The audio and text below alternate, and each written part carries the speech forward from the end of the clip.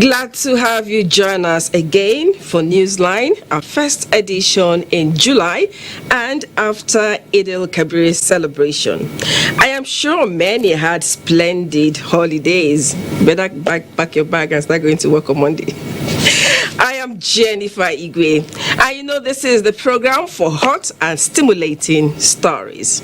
Now, Eid al-Kabir or Salah is an important religious celebration and time for cultural festivities as well.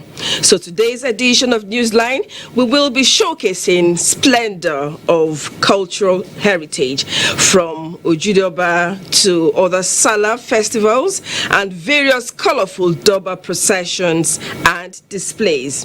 It is a bumper ride of culture at its best, so don't miss it.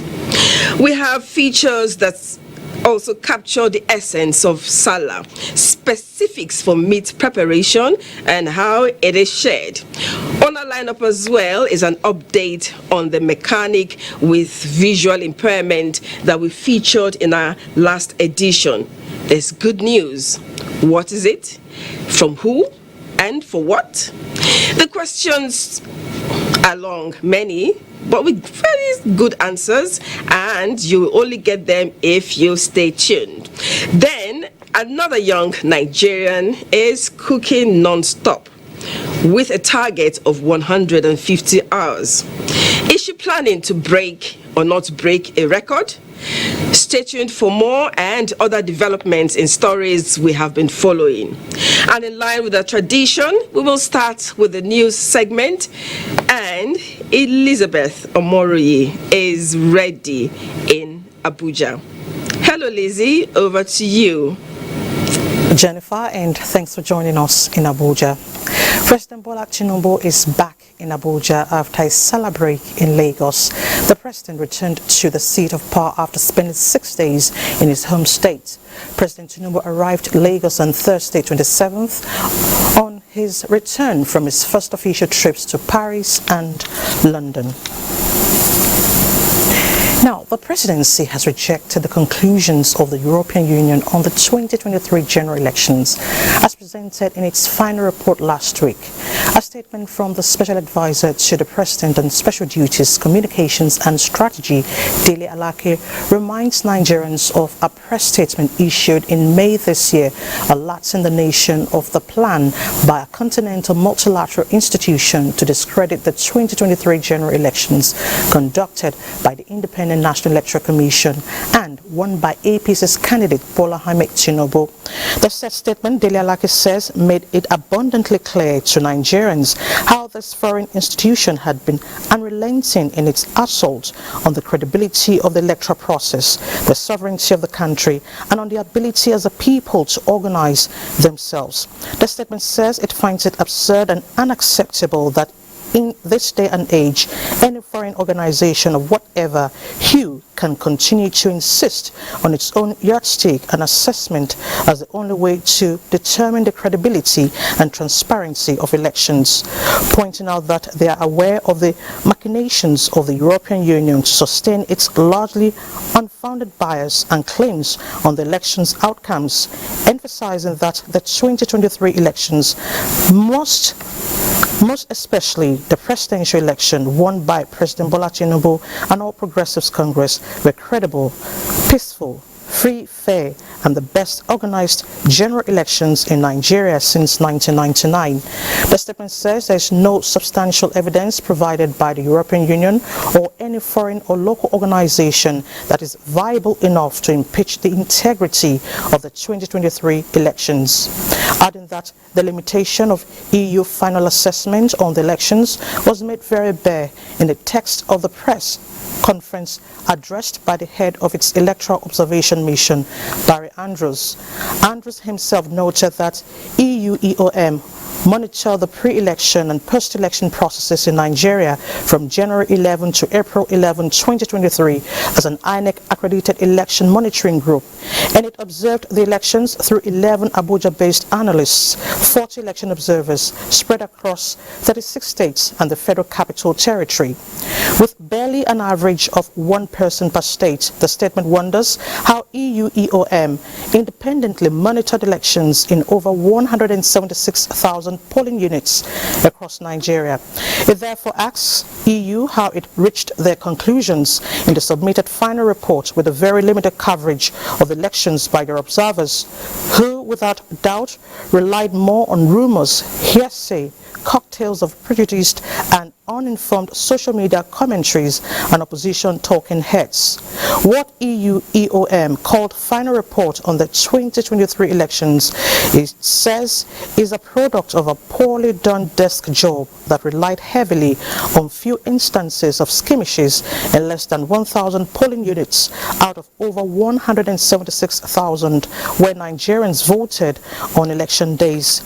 It reiterated the position that the technology-aided 2023 general elections were the most transparent and best organized elections since the rerun of civil rule in Nigeria have been validated by all non-partisan foreign and local observers such as the African Union, ECOWAS, Commonwealth Observer Mission and the Nigeria Bar Association, with over 1,000 observers spread across the entire country for same election.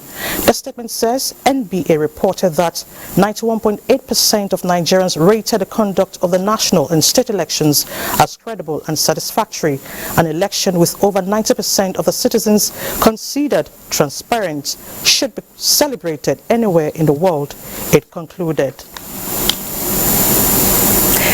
In other news, Nigerians should expect more positive impacts of democratic governance through better legislations by the 10th National Assembly. Senate President Godswill Akpabio gave the assurance in Kefi when he paid Salah homage to the National Chairman All Progressives Congress, Abdullahi Adamu, in company of other members of the Senate. Blessing Danfulani reports. After the proclamation by President Ahmed Bola Tinubu for the inauguration of the 10th National Assembly, Senator Godswill Akpabio emerged as Senate President. Legislative business has barely commenced. However, there is a ray of hope as Senate President Godswill Akpabio assures Nigerians of better legislation in the Red Chamber for the socio-economic prosperity of the country. The Nigerians should expect total support from the legislature. We believe strongly that we have a lot to offer from the National Assembly to make laws that will promote good governance, to bring about legislation that will attract foreign direct investment, to assist the current President Suleja Bola Ahmed Tinubu, to create employment opportunities for Nigerians. And anything we can do from the parliamentary point of view in terms of making the right laws, we will do so. Every aspect of this country is a continuing process. We'll continue to do the much circumstances and time will permit us to do. And I'm sure the National Assembly is on the same page with us on that. We'll continue to take every conceivable step to build bridges, to create understanding, and where there is difficulty understanding, we explain as much as we can humanly do, and then hope for the best. It is hoped his tenure will have synergy with both the executive and the judiciary for the good of Nigeria and Nigerians. From Kefi, Blessing Mfulani, NTA News. Meanwhile, Speaker of the House of Representatives Tajuddin Abbas applauds the national chairman of the All Progressives Congress, Abdullahi Adamu, for his role in ensuring that the leadership of the 10th Senate is in line with APC's zoning arrangement. In a statement by the Special Advisor on Media and Publicity, Speaker Abbas and Deputy Speaker Benjamin Kalu, during a Salah homage to the APC National Chairman in Kefi, Nasarawa State, pledged their continued loyalty to the ideals of the ruling party.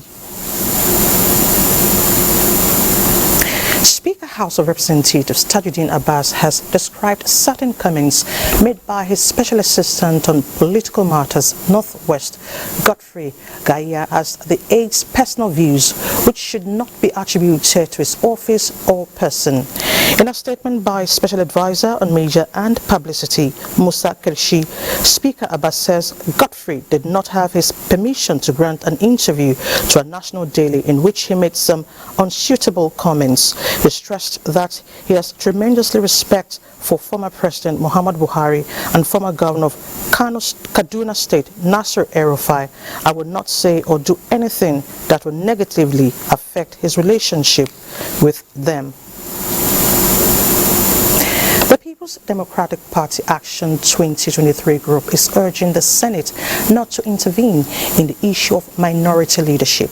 Timothy Yusuf reports that another group has however cautioned the PDP-led minority not to indulge in acts capable of disuniting the Senate.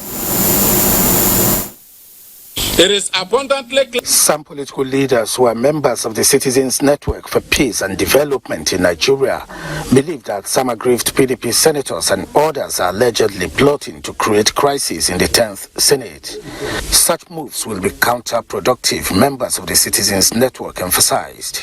We are therefore compelled by the need to promote the welfare of the ordinary citizens in the country to make this appeal to the said senators to follow the path of national interest. The PDP Action 2023, on the contrary, believes that the Senate should, at this time, channel energy towards delivering sound legislation and good policies to ensure good governance in Nigeria at this critical period of change and renewal.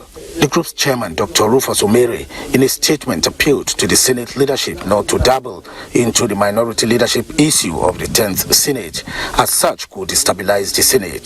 The PDP Youth Directorate at its own meeting is hopeful of a favorable outcome at the Presidential Election Petition Court. And we are here to interact with them, engage them, and see better ways of networking. The Directorate promised to play according to the rules at all times. Timothy Yusuf, NTA News. Away from politics and governance, Africa's attainment of food security and sufficiency can only be achieved through a decisive plan that can surmount the challenges of desertification and land degradation threatening the ecosystem. This, the consensus at the ongoing annual partnership conference of the African Forest Landscape Restoration Initiative, AFR 100. Joel Popola has details. With the theme attracting investment in Africa and internationally for scaling up smallholder farmers' access to financing, the 7th series of the AUDA-NEPAD annual partnership meeting is geared towards combating the menace of desertification and other impediments to food sufficiency. Representatives of more than 20 countries and foreign development partners who are harmonizing their ideas on how to restore the ecosystem agree that all hands must be on deck to put Africa at an advantage position globally in terms of investment. National Coordinator Auda NEPAD, Princess Gloria Akobundu, and his Senegalese counterpart are optimistic that with the right policies in place, access to finance and other objectives will be achieved.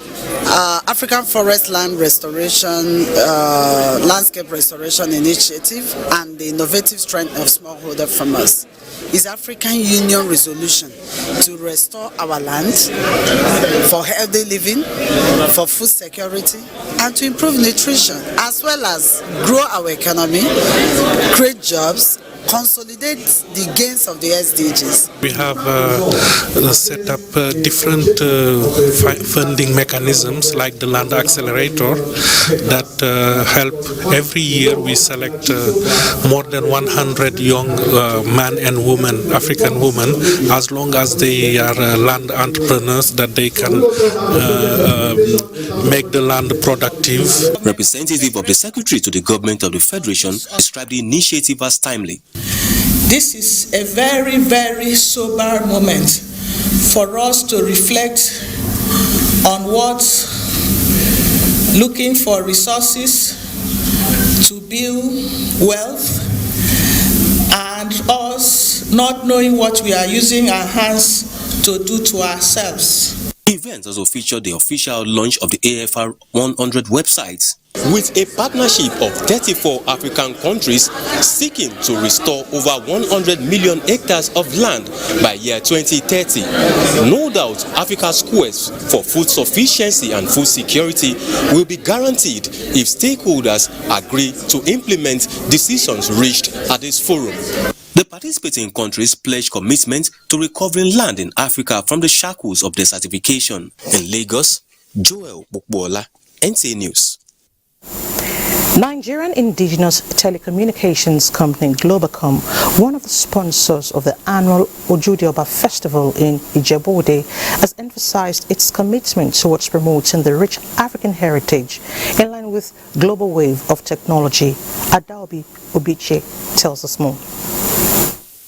In its way of promoting and supporting Nigerian cultural values and norms that binds the country as one indivisible nation, Globacom Telecommunication is not relenting in financing the Ojudioba Festival, as the 2023 edition of the annual festival enjoys Globacom's support. National Coordinator of Globacom, Yomi Ogunbawo, who spoke on behalf of the chairman, Dr. Mike Adenuga, said, Globacom is determined to take the lead in promoting Africans' culture and tradition. With the theme for this year's Ojudioba Festival, Ojudoba, a lesson in harmony, the festival seeks to unite families, communities, as well as the state into one entity to build a strong, economically vibrant nation. Monetary awards were given to various competitors who performed outstandingly by Globacom. Adobe Obiechina, NTA News. In another development, the Director General National Council for Arts and Culture, NCAC, Olusegun Nshewe, says time has come for Nigeria to take cultural tourism business seriously and give it all the political and financial push necessary to derive the expected gains, while commending Oyo State Governor Seyi Makinde for strategically repositioning the state tourism economy, separating it from information. The Director General, NCAC, said this development is not only cheerful and interesting but strategic to promote and market the cultural economy of Oyo State to a destination rich in culture, history and tradition. Olusegun Nshewe appealed to other governors to properly situate the strength of the tourism economy, drive it through an exclusive process and engagements, partnering with the private sector tourism practitioners.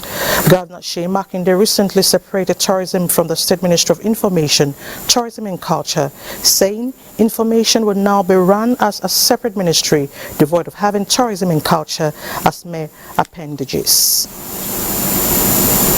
Now, the National Hajj Commission of Nigeria has announced Tuesday, July 4 as the date for Nigerian pilgrims to start returning. Chairman of the Commission, Zikrullah Kunle Hassan, disclosed this at a press briefing just taking place in Markup. While reviewing Nigeria's outcome at the just concluded pilgrimage, various stakeholders expressed deep concern over the challenges encountered and called for re-strategizing for the future. It was gathered that Nigeria lost 2 pilgrims in Muna and 4 on the Arafat Day, as confirmed by the head of the Nigerian medical team, Dr. Usman Galadima. Talking sports now, battle for top flight ticket underway in NNL Super 8 in Asaba as Nigeria Handball Premier League throws off in Benin City. Details with Bade Adeleye on Sports Updates. Katsina United recorded a 2-1 win over DMD to claim their available 3 points in their Northern Conference encounter on match day 1 of the Nigeria National League Super 8 in Asaba on Sunday, just as Kano Pillars beat EFCC 1-0 to boost their hopes of immediate return to the Nigerian top flight. In the Southern Conference, Sporting Lagos defeated FC1 Rockets 1-0, while Heartland and Abeokuta Stormers settled for a goalless stalemate.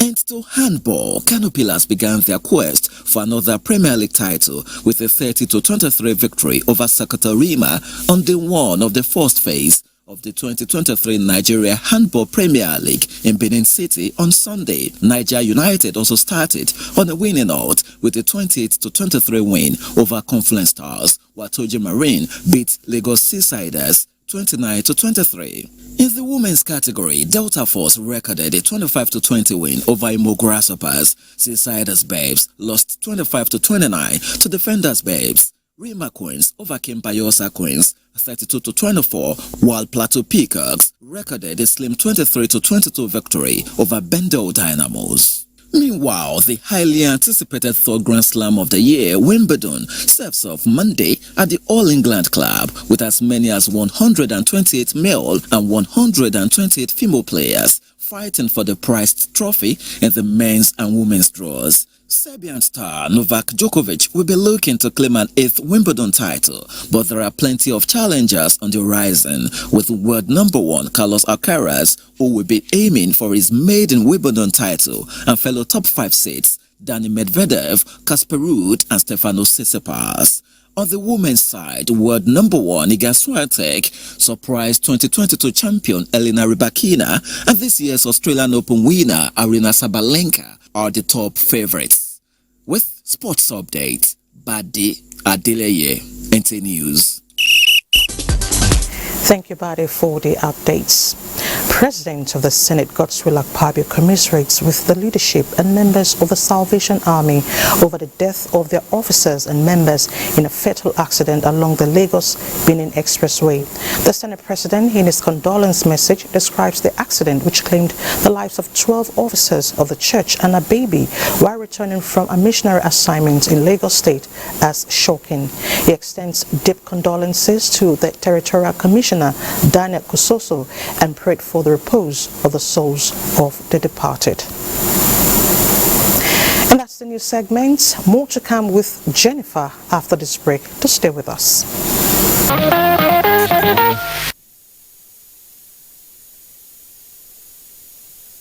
Welcome back. As Durbar is synonymous with celebration of Salah in northern Nigeria, so is the annual Ojudoba in Ijebuland, Ogun State.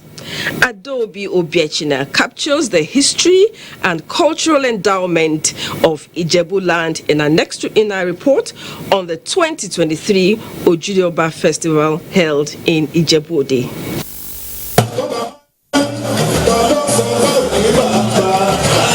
Ojudoba is an annual festival in Ijebuland held on the 3rd day of Eid Kabir, popularly known as Ileya. The occasion is a significant traditional convergence where indigenes play out the history and culture of Ijebuland in colors and artistry. The Awujale and paramount ruler of Ijebuland, Oba Sikiru Adetona, donned in beaded attire like many sons and daughters, and those in the diaspora received homage.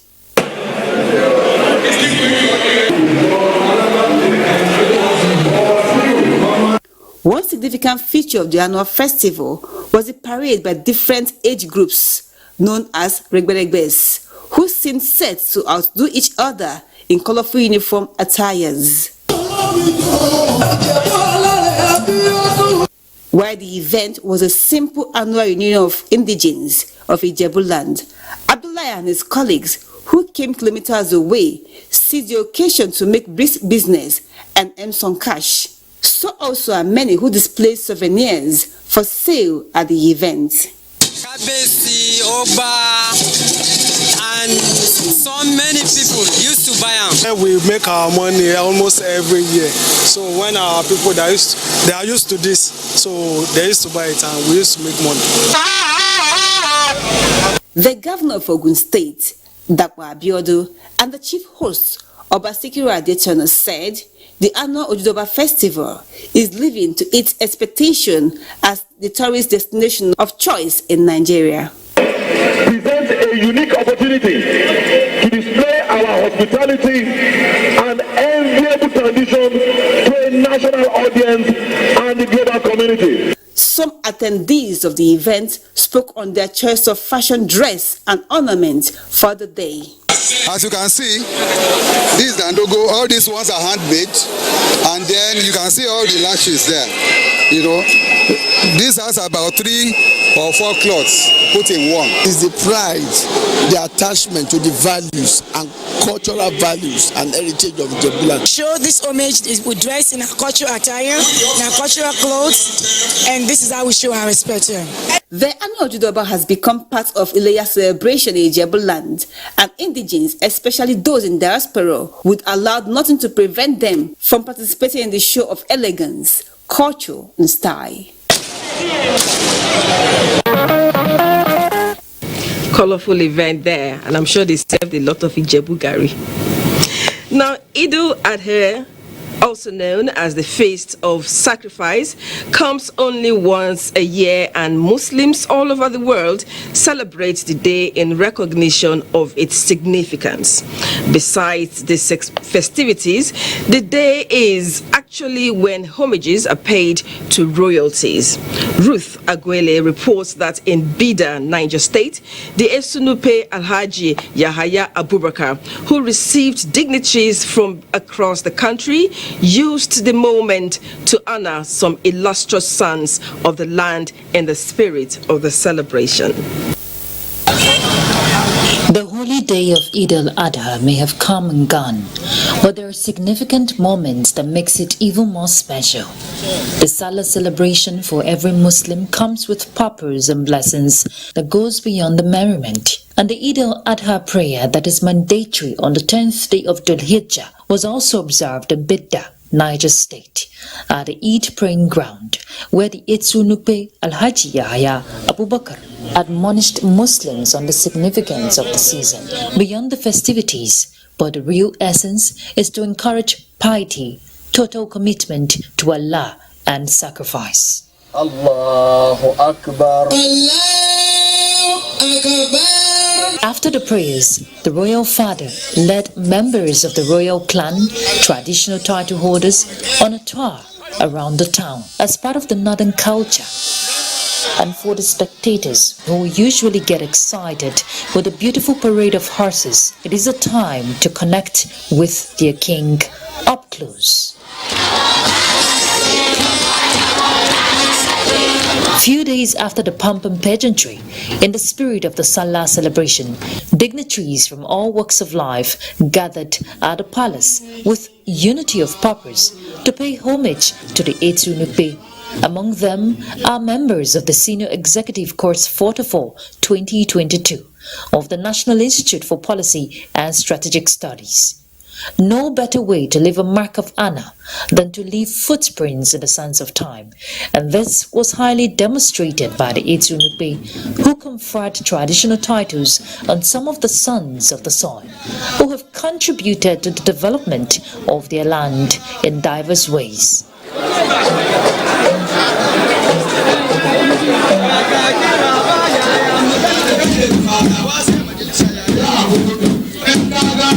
We are here to pay homage to the Esunupe because he is actually aligning with our team in Course 44, which is strengthening local governance. And we have seen the way he is strengthening local governance in Nupeland to let him know that he is doing the right thing. Whether you are a Muslim or a Christian, there should be unity in Nigeria. When the Christians are celebrating, Muslims celebrate with them. When Muslims are celebrating, Christians celebrate with them. Very interesting, rich culture, and also shows that we have serious diversity in Nigeria that we can put together to become a big strength for us as a people. So we felt that at this occasion, for the cohesion of Nigeria, we need to come together from every background so that we can build our nation and contribute our quota to the national development.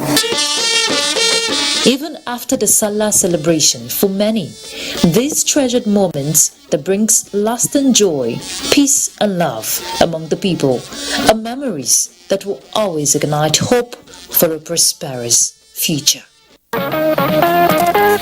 Beautiful celebration there.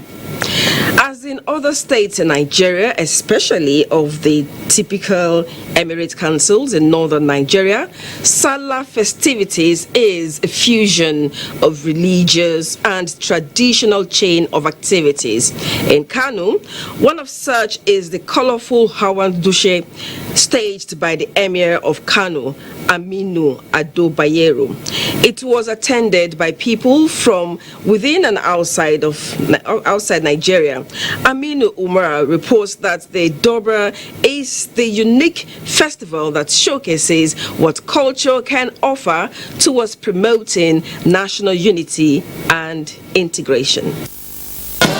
Historical Renaissance show of culture and tradition. This best describes the occasion of Handoshe in the ancient city of Kano, staged by the 15th Fulani Emir of Kano, Aminu Ado Bayero. As in every Handoshe, the Emir of Kano, Aminu Ado Bayero's title holders, contingents, palace guards, and aides dressed elegantly on well-decorated horses, riding through some identified areas as Salah homage to his subjects. Bida terminates at the Emir's palace with Makaman Kano as the first to arrive, as all the title holders await the arrival of the Emir to renew their allegiance. The Hawandoshe is the first to be attended by Abba Kabir Yusuf as Kano State Governor, while tourists, Nigerians and non-Nigerians alike admired the scenery. Whenever we are here, we always learn something by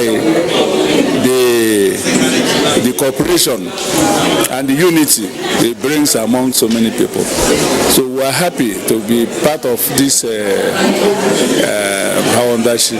Awesome experience for a first timer like me, and I think that is a culture and tradition that dovetails into the religion of the people, and I think it's something that all of us need to encourage. I love the fact that they have maintained their tradition tenaciously, and it's beautiful to behold. A wonderful experience, really, to see all the tradition and all that, and it's calling really my attention is the costumes, the color, everything is wonderful. And there I like it. The people is nice. Everything is nice. The Emir appears without the royal after-dress referred to as Al-Keba, signifying the humbleness and a way to identify with aides and his people. When it comes to culture and tradition, we indeed have a lot to offer the world. Now, on the sidelines of the Eid al-Kabir Muslim Festival of Sacrifice is the traditional Salah durbar that accompanies the celebration. In this report from Gombe, Emmanuel Akila tells us how the virtues of nobility in the traditional institution blend with the culture of good governance in today's society to foster a common ground for unity and development. Faces of nobles in the Bubare dynasty that represent dignity and power of the traditional seat of leadership. They mostly have the privilege of rekindling such heroic feeling with nostalgia of what the emirate stands for during Salah festivals. The present-day system of government in Gombe State works side by side with the traditional institution. On Salah Day, the governor leads government delegation to the palace of the emir to receive Salah greetings from representatives of the people. The second day is for traditional title holders, irrespective of ethnicity, to pay homage to the emir. On the third day, the seat of government receives the contingent of the emir of Gombe, with the nobles in front and back of the emir on Salah homage to the governor.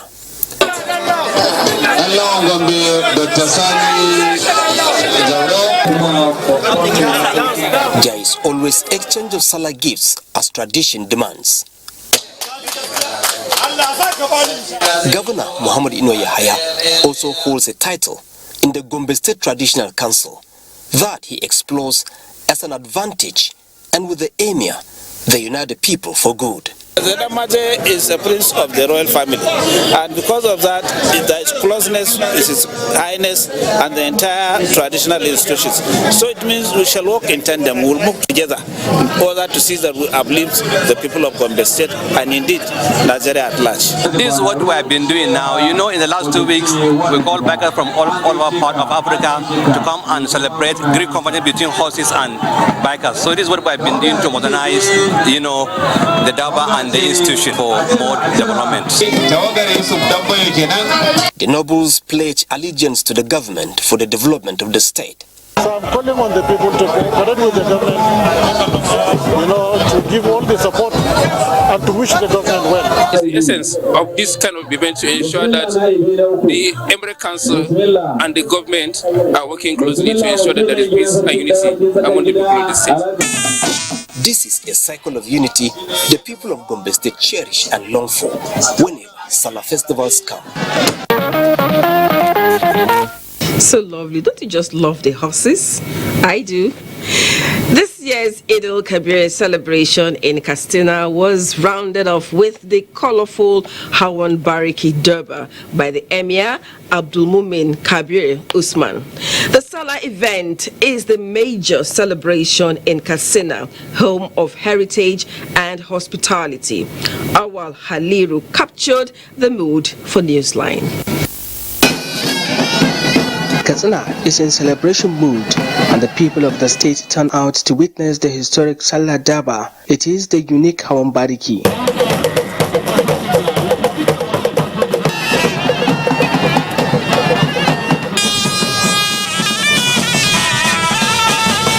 This year, the Hawan Bariki in Katsina is unique. The new administration receiving the Emir and his entourage at the government house. The Hawan Bariki Durbar is royal in presentation, with the Emir Abdul Mumin Kabir Usman leading the colorful procession of horse riders. The event holds a day after Salah, beginning in the morning and ends in the afternoon. In Hawan Bariki, the Emir pays homage to the state governor. Thereafter, a royal procession and horsemanship at the Kangiwa Square.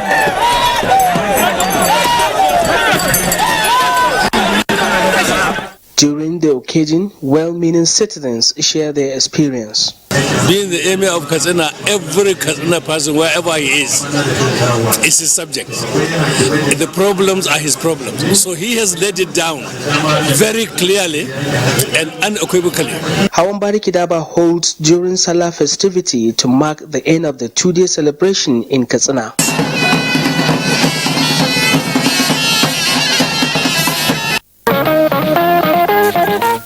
So lovely, and I think our regalia is something we need to package well and sell for tourism.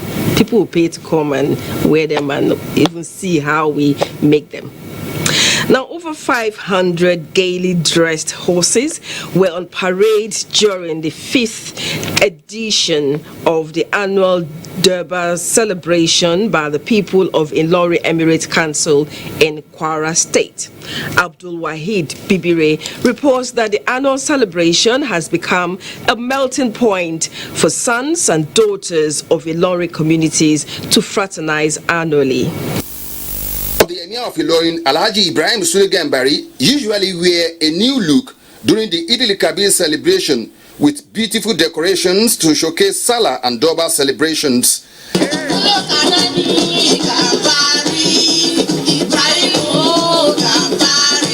The 5th edition of the Durbar celebration was unique both in style and organization.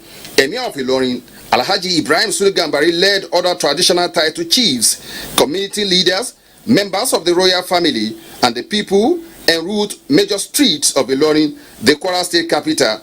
The royal fluters were armed with their different musical instruments, displaying their God-given talent throughout the period of the horse procession. Kakakin, Bembe, Alikaita were displayed by the traditional fluters to the admiration of the people, while the local hunters occasionally fired their ding guns into the air to herald the emir's presence.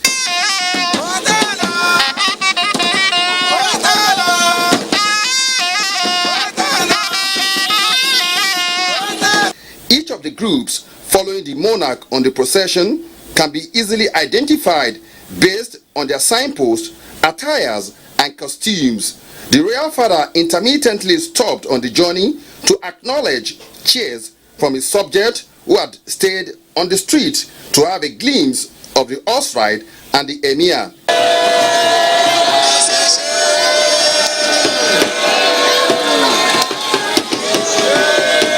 A cross-section of people in an interview described the annual durbar as an avenue to showcase the rich cultural values of the people of Ilorin Emirate. This grand durbar consists of not only riding horses, we show our culture, our heritage, our value. The durbar is an historical thing. It has been going on since time immemorial. It's an opportunity for us to showcase our culture, and it is so priceless, and it's something we all look forward to every year. And here say the story about Ilorin, so that's why I came here. The assemblage of this durbar shows the unique future and qualities of the people of Ilorin Emirate Council. No, I want to encourage Ilorin indigenous to always come and witness this type of thing. It's bring about unity to the society. Durbar is an occasion, is the opportunity to celebrate our culture. For participants in the 5th edition of the annual Durbar celebration by the people of Ilorin Emirate Council and residents of Ilorin, the memories will linger on for a very long time. And I must say, it will be a sin to miss a fantastic event like that. We'll take a break now. Newsline will continue shortly. Stay tuned.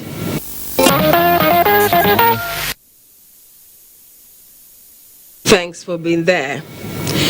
Now, fostering peaceful coexistence, assisting the needy and people of other faith resonates in the spirit of religious festivities.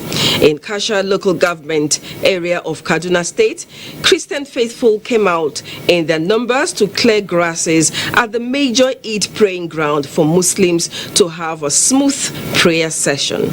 Haruna Mohammed was there for Newsline and now reports.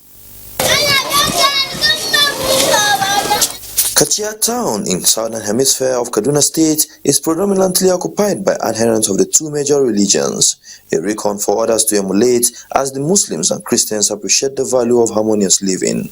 Just before Eid al-Kabir Day, the Christians converge on Eid ground in Katsina to make the environment habitable for the Muslims to pray. This thing is very, very encouraging. We are doing this in order to encourage religious tolerance, because whether we like it or not, God has created us as human beings. He brought us together. Now we cannot stay without each other.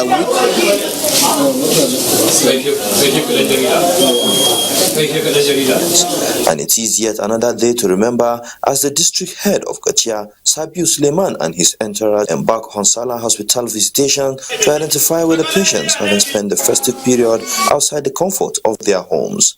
The gesture, they say, is an act of true leadership and will remain indelible in their hearts. Whatever situation we are, he really shows us that he is with us.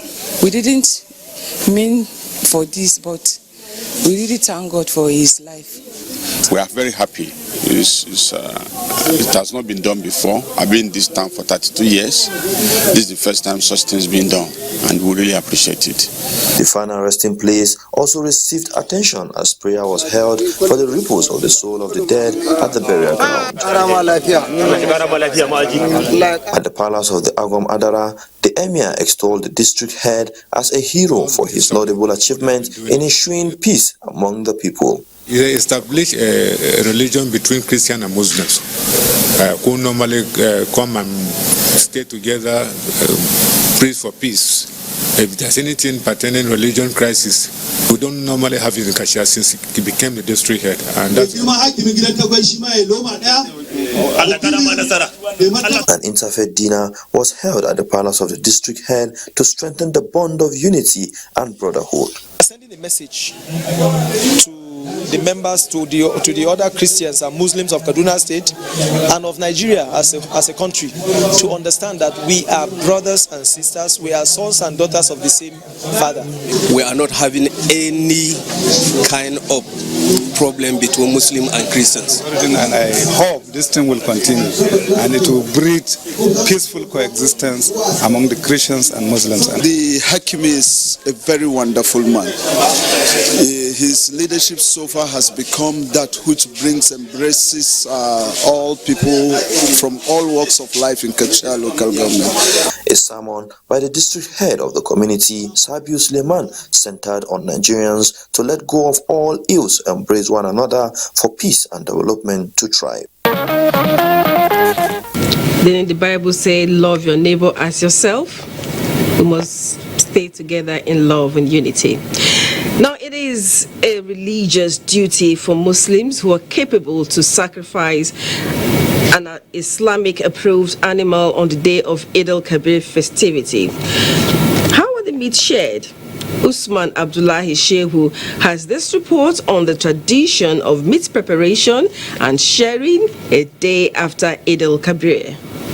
It's right for Islam-approved animals to be slaughtered for sacrifice on the day of Eid al-Kabir. But the sharing and preparation take a while, so much that there isn't enough time to share the meat. So, in most parts of the north, including Kebbi State, the intestines are prepared as pepper soup or simply fried for consumption, while the flesh is roasted in this manner for preservation till the following day. The following day is a D-Day for sharing the meat in 3 parts, as commanded by Allah. The meat sharing day, known as Rana Rabu, is spent sharing meat to loved ones, indigents, and the neighbors, irrespective of religious inclination. If we slaughter our distance, so in the early we can do like this. When we finish in the early morning, we'll share it to the neighboring others, and the remaining one we can keep it into fridge. Some people put it into sun until he dry. Malam Rabiu Abubakar Koko shares the religious angle on meat sharing. It is the tradition of Prophet Muhammad sallallahu alaihi wasallam to share the meat in 3 parts. Give one to the needy, one to the neighbors, and the last part for himself and the family. There are less privileged who are in need. So that's why Allah decided to pick a day like this. If you sacrifice, then you take it over to those that doesn't have a means of sacrifice. Respondents are of the view that the act of holding Salah meat for preservation without sharing to anyone will make indigents vulnerable to sin.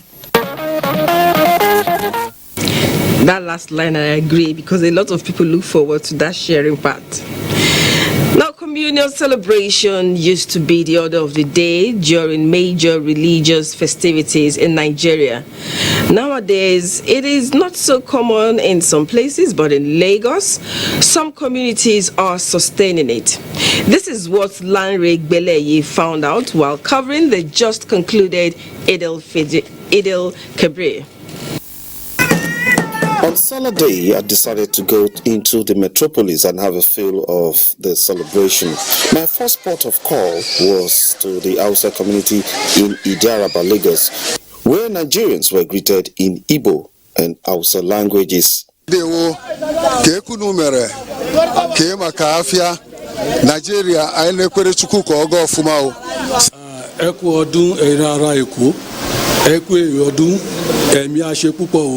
Sakin Awusawa in Idiaraba, Haji Hassan Hauba, explains the cordial relationships amongst various ethnic groups in the state.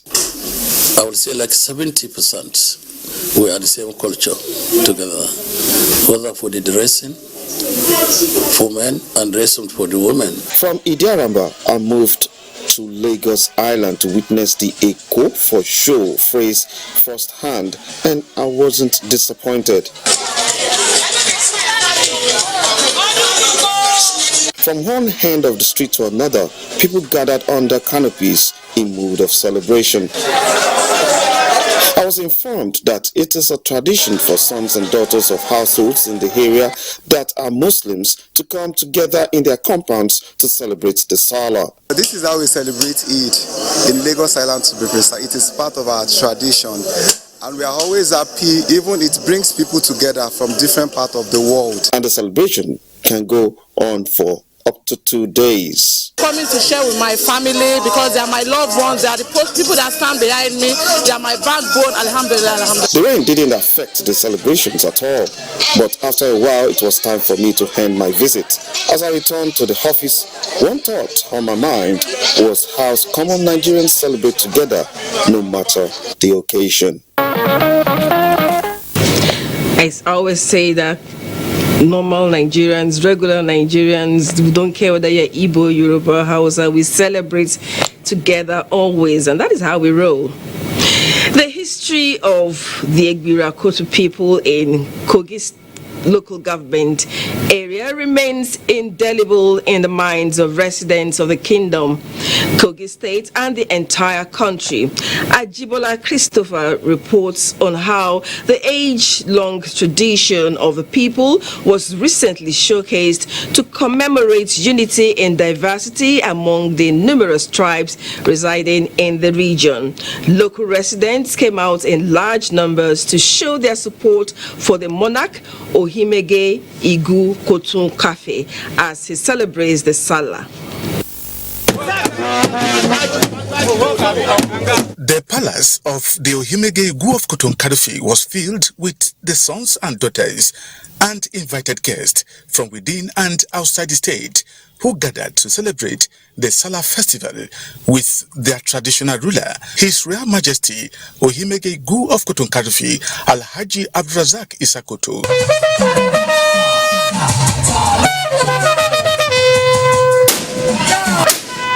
The event was a gesture of respect and honor towards the esteemed monarch who has successfully promoted peaceful coexistence and unity in his domain. Traditional title holders paid homage during the occasion.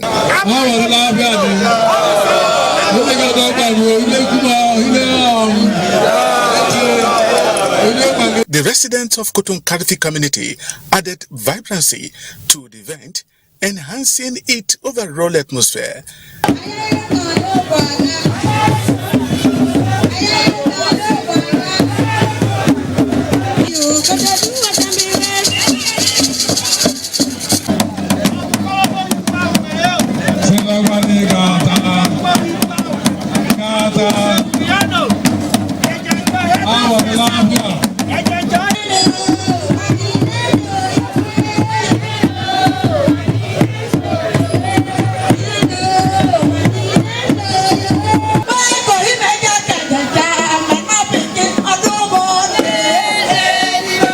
It portends the unity of this local government, that His Royal Majesty is capable of handling his people.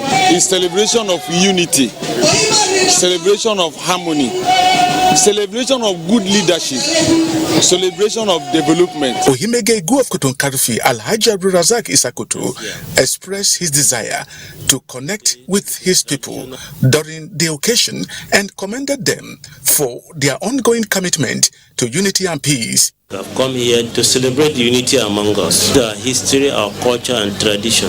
He urged them to sustain this positive momentum.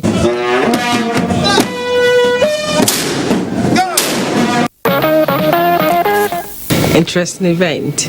Now, Suleja, the ancient town hosting the majestic Zuma Rock, came alive as natives rounded off Eid al-Kabir Islamic Festival with a traditional fiesta where prominent sons and daughters of the Emirates came together to display their rich cultural heritage. Olagunju Oriyomi brings our sights and sounds of the event. It is an age-long tradition in most parts of northern Nigeria for the people to round off Islamic festivals with cultural display to depict their customs and heritage. Suleja in Niger State is not an exception, as a predominant Hausa community which has its roots traced to Zauzau, with with first-class traditional emir at the helm of affairs. The Walk of Majesty, known as Tefia Takama, a permanent feature of the cultural event, parades heads of clan, village and district heads, as well as princes and cabinet members of the emirate, was a sight to behold.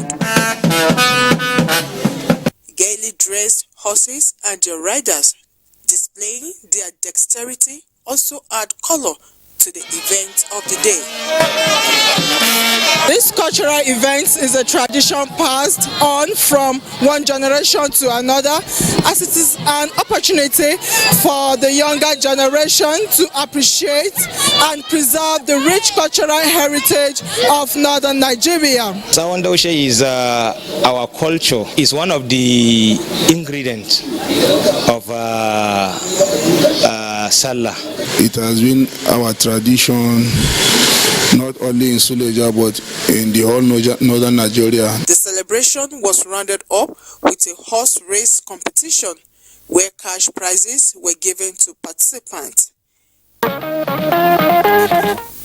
Beautiful event there, and I think we need to celebrate the people who decorate and dress up the horses. Very splendid. Time for another break. Newsline will be back soon. Welcome back. We're starting the segment with cooking. Barely 3 months after a Nigerian renowned chef, Hilda Bassey, set the Guinness World Record for marathon cooking for an individual for 93 hours, 11 minutes.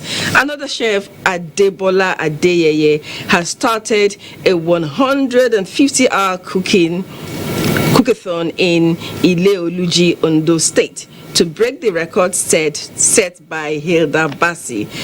Tony Batire reports.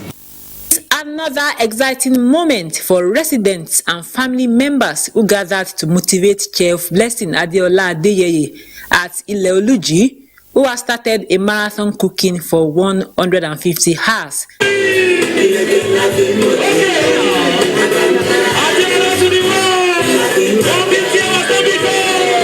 Adeola Adeyeye, a 26-year-old graduate of biotechnology from Estate University, Benin Republic, was inspired by the success of the current Guinness World Record cooking marathon holder, Hilda Bassey, with a record of 93 hours, 11 minutes. The 150 hours marathon cooking covers both local and continental dishes. I was inspired by Hilda Bassey.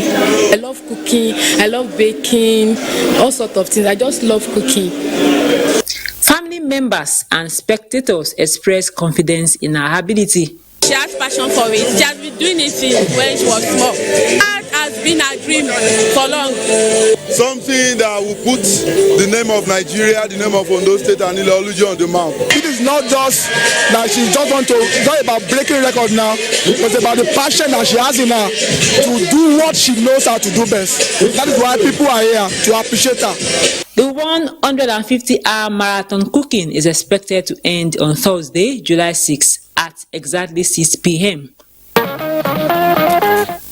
Interesting, but I would advise that take time to study the website of the Guinness World Records. You learn a lot that will help you. Very important.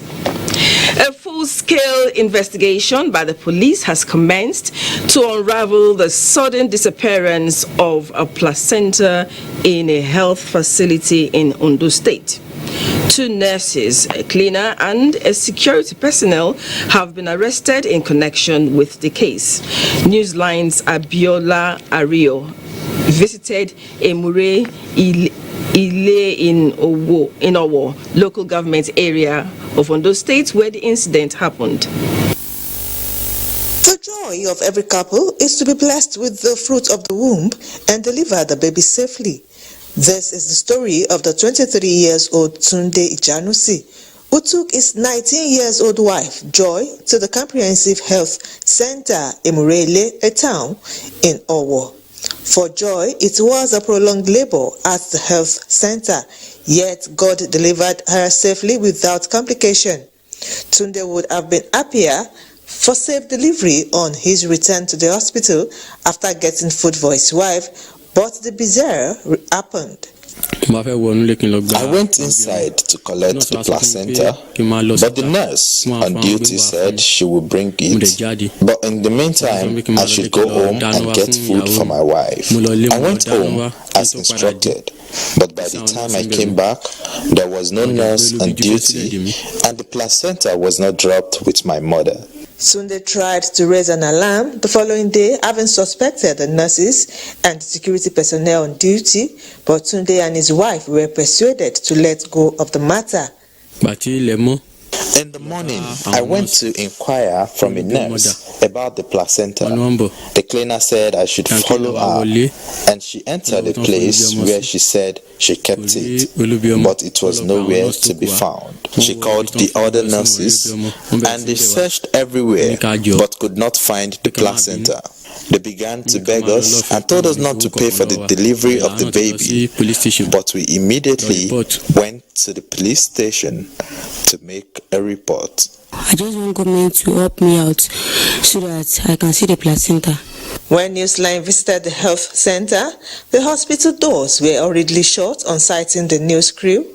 No hospital staff was ready to volunteer any information on the baby's placenta that got missing in the hospital.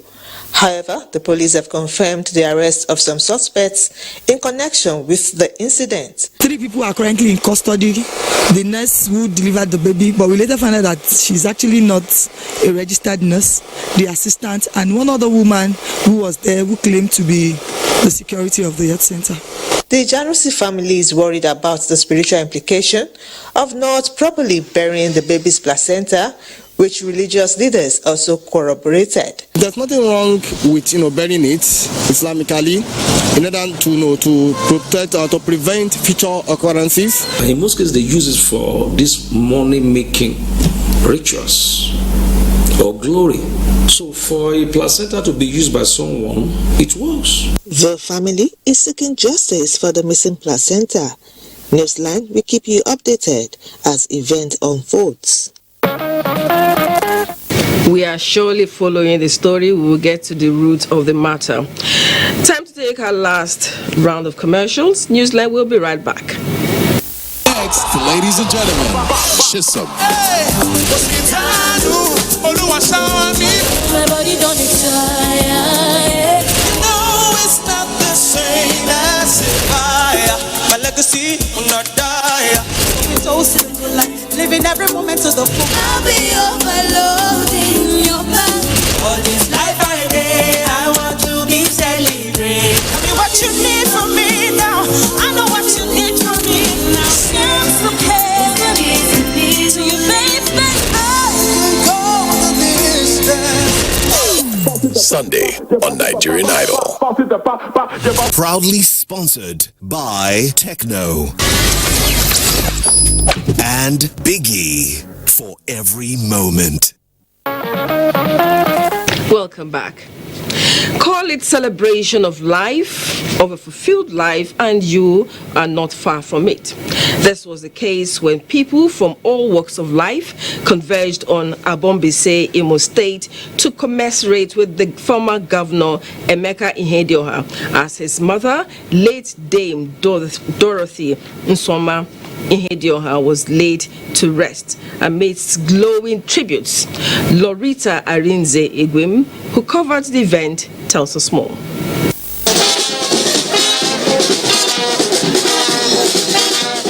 Tambutu community in Abombise, Imo State played host to cream de la cream of the society who came from across the country to pay their last respect to a woman they described as a red gem, led them Dorothy Ihedioha, the mother of former governor of Imo State, Chief Emeka Ihedioha.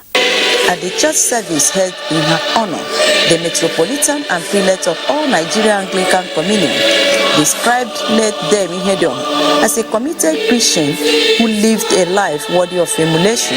It challenges the living to be conscious of death, which is inevitable. A woman of faith and of integrity. A woman that is so industrious, disciplined, and focused in life. The remains of the late matriarch were laid to rest in her family compound after graveyard rituals. The first son of the deceased and the former governor of Imo State, Chief Emeka Ihedioha, described his late mother as a virtuous woman and a bridge builder who contributed her quota to the development of their community. She stood in the gap for us. My mother was my one-man army. She was conscious of the fact that she had a son that had capacity to be envied, and had a son that not a few did not wish well. So she was there praying day and night for us. She's my role model. She's my mentor. She cares for everyone. The Labour Party presidential candidates, Peter Obi, Governor of Abia State, Alex Oti, former governors and former National Assembly members, Imo State PDP governorship candidates, Samuel Anyanwu, President of Ohaneze Ndi Igbo, Chief Emmanuel Iwanyanwu, as well as other political and business associates of the Berit family, were in attendance. To lose your mother is not easy. Mama was a very sweet and lively woman. All I can say to the head of her family is that please condole, but remember that Mama had planted the right seed. But mother to all, regardless of whether you are a biological mother or not. I used to call her beauty and the brain. You know, she had the brain and she had the beauty to it. She was a wonderful mother, a wonderful woman of faith. Led them, Dorothy Ihedioha, during her active years, served her fatherland as an educationist. She died at the age of 90 and will be greatly missed by her children and the entire people of Arontam Butumbise.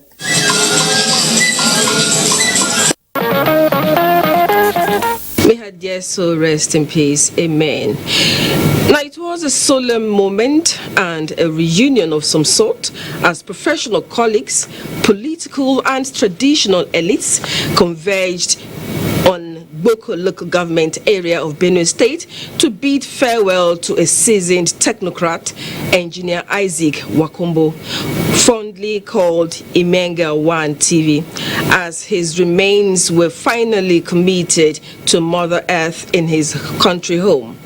Moses Ode reports that the governor of Benue State, Reverend Father Hyacinth Alia, and the Director General, Nigerian Television Authority, Saliu Dembos, were among sympathizers at the burial ceremony. The burial ceremony attracted friends and well-wishers from far and near. His colleagues from the Nigerian Television Authority, NTA, where he served for over 30 years, were not left out, as they all came to be the man they described as a father, friend and a community pillar with solemn songs and hymns. This message is encouraging all of us to make a choice to embrace the person of Jesus Christ as our Lord and Savior, so that our destiny will be that which will be in eternity with Jesus Christ at the end of time. Paramount ruler of the Tiv Nation, Professor James Ayase, who was represented by Tojengba, Chief David Afatio Ajoko, and other personalities reflected on the life and times of their beloved friend and brother. Right from the time we were in school, he was always a leader. He was always doing anything that he gets involved in. He would do it very well. I want to encourage you that the loss of our former colleague, the loss of our father, is one that we all feel with you. His activities and the legacy he left behind in terms of broadcast journalism, television broadcast journalism, was indelible. For many, Engineer Wakombo lived a fulfilled life, having surpassed the 70s course age benchmark as stated in the Holy Book. But for his willing aged mother, wife and children, he's gone too soon. Family meant a lot to him, and that generosity was particularly very top quality in him. Before he was a man to other people, he was a husband to my mother. He was a father to his children, not just the biological children, but also the many children he had, even in the NTA family and every other place. He learned to pay forward what had been done for him. Every good that he experienced in his life, he always tried to do to somebody else in a similar position. And by God's grace, that's what we'll be doing. That's what God expects us to do anyway. People have described him for you, as you can hear. And thank God for his life. Born 77 years ago to the family of late Pa Wakumbu Vanga of Mbayong, Boku local government, his over 30 years of blossomed engineering career saw him through the broadcast media industry, where he rose through the ranks, contributing his quota in repositioning many NTA stations across the country until his exit from the service in 1999. Late Chief Engineer Isaac Wakumbu is survived by an aged mother, a wife and 4 children, among whom is Verem Iche, Marketing Manager, NTA Makuri Network Center. His remains has been committed to Mother Earth in his country home, Sekucha Bayon in Boku local government area of Benue State. May so rest in peace. Amen.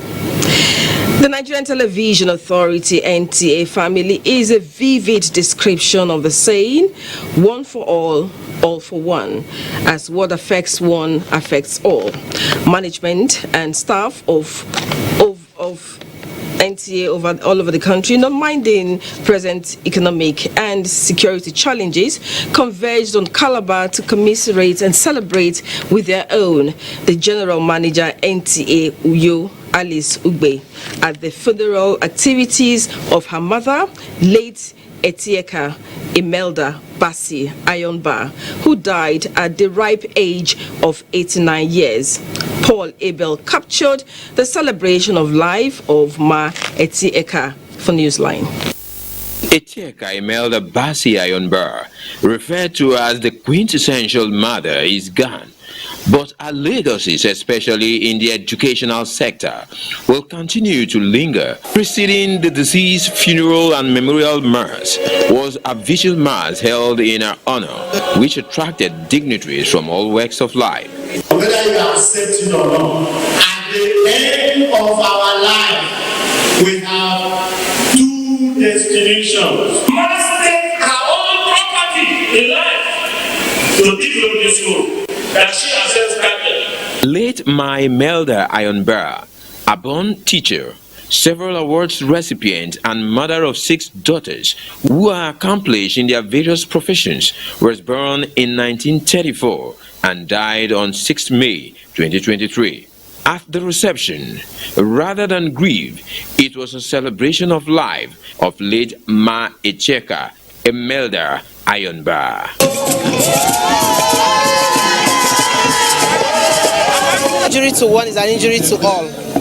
In NTA, we don't talk about departments, we talk about love. And this is the bond that has brought us all the way from Port Harcourt. I'm glad they are here to show friendship and solidarity to our colleague, Alice, the GM NTA Uyo. Mother was just all-encompassing. She was one woman, she was 100 women in one woman. She was good, she was everybody's mother. I thank God she lived well. I would say my mother was my friend. She was my confidant. She was a woman of character, and she was above all such a great grandmother and mother to all of us. Mama was a staunch Catholic and a mother to all. At the graveside, it was time to say the final goodbye. Although our mission seems completed, yet separation may seem painful, but our works will continue in the sands of time.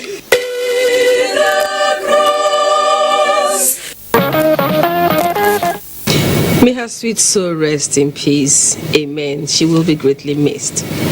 This is where we'll end Newsline for this Sunday.